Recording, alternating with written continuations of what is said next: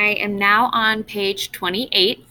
Okay. I'm starting at the chapter, How Do You Know What Gender You Are? Sasha and Andrew were hanging out in Sasha's bedroom. It was the winter of 2012. Sasha was a sophomore at Maybeck High School, and Andrew was a freshman at a public high school nearby.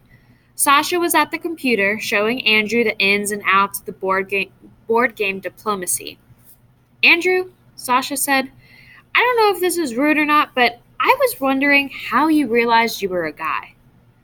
I just knew I wasn't a girl, Andrew explained. I just knew that was not who I really was. Andrew had recently been hospitalized after contemplating suicide. Even though he'd started high school as a boy, his trans status was a topic of constant rumor and gossip. People at school kept coming up and saying awkward and nonsensical things like, I heard you got a sex transplant. And then his mother had a psychotic episode, and his grandfather died, and it was just too much at once. Now, as Sasha explained that they were also questioning their gender, Andrew felt a rush of relief, similar to the one he had felt when he came out to Sasha. The fact that someone like Sasha, who I respected so much, was also going through this, it was another thank you, God moment. Andrew remembered later, like, I'm not such a weird person. Not everyone had that reaction, though. For most people, the question was kind of mysterious. I just know, Sasha's father, Carl, said when Sasha asked he knew he was a man. It's who I am. That seemed to be true for most people. They just knew. Whether or not the appearance of their body matched the gender in their mind was some core understanding. My identity is this. But Sasha didn't feel that way. Didn't feel strongly. This is what I am. Didn't feel strongly. This is what I'm not. Other people seemed to have a file in their brain marked gender.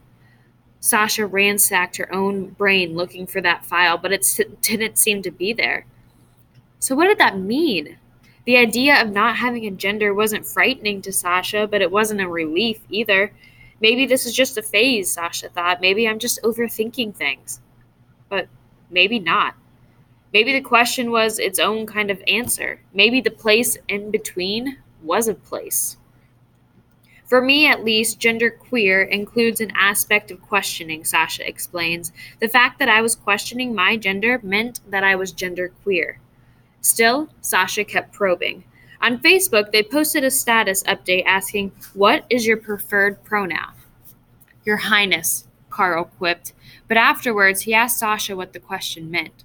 Sasha explained that there were other choices besides he and she, choices like it or they, or more recently invented gender neutral pronouns like me, v, x, or z, or x, sorry.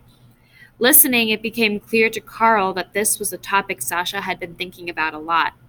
Not long afterward, Sasha was talking with their parents about someone they'd met online who identified as genderqueer. Are you genderqueer? Asked Debbie, Sasha's mother. Yeah, Sasha said. That was the extent of the conversation.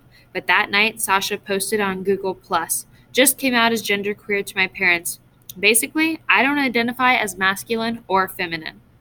Reading the post, the congratulatory comments that followed it, Debbie and Carl were left scratching their heads.